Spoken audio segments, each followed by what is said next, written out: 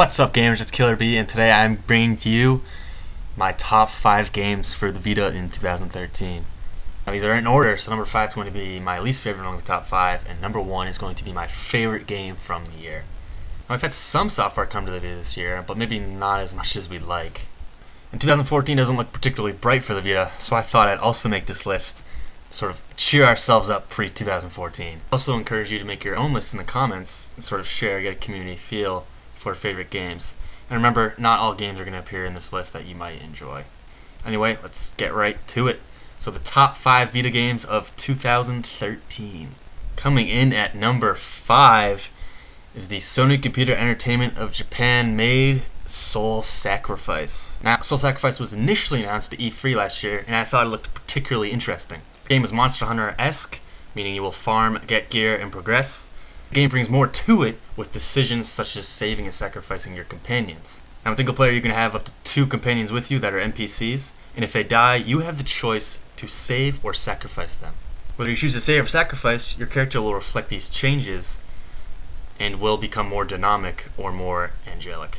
Sony Computer Entertainment of Japan has made a bunch of DLC free to Soul Sacrifice owners, adding much more monsters, black right powers, and other content. Additionally, there's so much to do in this game. You have multiplayer, single player, and within single player there are tons of things you can do, focusing on individual characters to just having fun. Now, I put in roughly 50 hours into it. Gameplay did start to get a bit redundant. However, Soul Sacrifice definitely met my expectations as a great game for the Vita, and I would highly encourage you to look into it. A sequel for Soul Sacrifice to being developed right now, called Soul Sacrifice Delta, which will be released sometime in 2014. Coming in at number 4 is one of the series from my favorite developer, Sucker Punch, Sly Cooper Thieves in Time. Now, Sly Cooper Thieves in Time was not actually developed by Sucker Punch this time around, but it was handed down to Sanzaru Games. Sanzaru Games brings you on a journey with Sly where you head back in time to discover why pages of the Thievius Raccoonus, a book containing history and secrets of Sly's family, are disappearing. It's like Cooper Thieves in Time. You're going to meet up once again with Bentley and Murray, but this time you're going to not only have additional characters like Carmelita, you'll also meet up with Sly's ancestors as you go back in time to find why their pages from the Thievius Raccoonus are disappearing. There are numerous periods of times that you will hop in between Sly, Bentley, or Murray, ranging from ancient Japan to the frontier in America, with each of these periods of time having their own unique ancestor, each with their own unique personality. Additionally, you can play as either Bentley or Murray, or Carmelita, and you can customize their abilities with the ThieveNet. But for most of the game, you're going to be playing as Sly.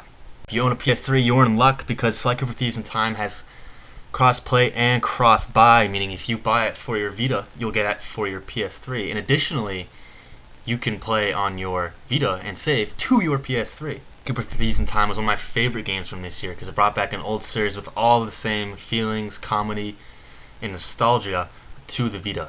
And all in all, Sly Cooper Thieves in Time is simply just a fantastic game for the Vita, and I would highly encourage you to go pick it up. I just can't advocate that enough. Coming in at number 3, and I'm probably going to get some hate for this, is one of the most anticipated games for the Vita this year, developed by Guerrilla Cambridge, Sony Computer Entertainment of Europe, is Killzone Mercenary. Releasing on September 10th in North America and September 5th and 4th in Europe and Japan, Killzone Mercenary brings a much-needed shooter to the Vita. Before it was released and was shown at E3 and Gamescom, Killzone Mercenary was held up as what a handheld could do graphically and with content. The developer diaries on YouTube about Killzone Mercenaries, they talk about how they did not have to take anything out of the game to make it for the Vita, and that's why Killzone Mercenary is such a great game for the Vita. The graphics are console quality. I'm not going to say they're equal to consoles, but they're great. They're the best thing on the Vita so far. Additionally, you have a lot of weapons, a lot of choices on Killzone Mercenary to make the game very well-rounded. Now, as with most shooters, Killzone Mercenary really does not have single player. You can play it, but that's not where you're going to be spending most of your time. Killzone Mercenary's real calling is multiplayer. It is without a doubt the best multiplayer shooter on the Vita. Despite the fact that multiplayer is only 4v4, maps do not feel small. You'll be interacting a lot with other players, you'll be shooting a lot of other players. In the end, all of these things make Killzone Mercenary for the Vita feel like a console quality shooter, and that is why it's number 3. My second favorite game in the Vita library, coming in at number 2, The Walking Dead. Now, this is a game made by Telltale Games. Walking Dead is a highly acclaimed game by critics, and we're lucky enough to have it come to the Vita in August of last year. The Walking Dead follows the story of Lee as he lives in the world of The Walking Dead, the series made by AMC. Follow Lee throughout the story of The Walking Dead, you'll make tough decisions, experience brutal things, and have to choose between the lives of your party members. The Walking Dead takes you across numerous settings, and you encounter dozens of people, all of whom leave a mark on you. Additionally, characters you meet will remember choices you've made towards them, such as whether to save someone they care about. And this game goes far more in depth than meets the eye, and the story is nothing I've ever experienced before. It's been a long time since a game has evoked such emotion from me, such feeling and sympathy towards characters. You grow attached to them, and that is why The Walking Dead is number 2 on my list. Coming in at number 1 is a game I cannot advocate for enough. Developed by Media Molecule, my number 1 game for the Vita in 2013 was Tearaway. It was released in the US on November 22nd, and it is absolutely sensational. Tearaway, you're going to be following the story of a messenger who is on a mission to deliver a message to you, the player, and you will actually be referenced as not only you, but you will also appear as the sun, and that is your end goal as the messenger.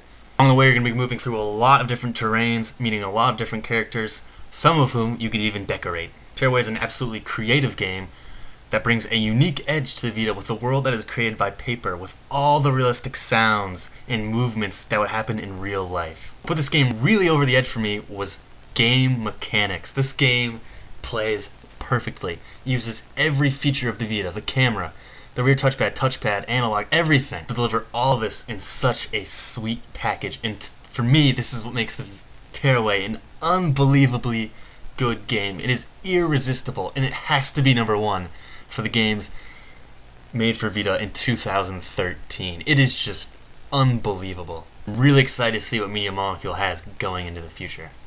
Well, there you have it. Those are my favorite games for the Vita. And once again, I'd encourage you to post in the comments what your favorite games are, because I'd love to hear it. And I hope to play with you sometime. If you haven't found me on PSN, please do that. And lastly, please subscribe.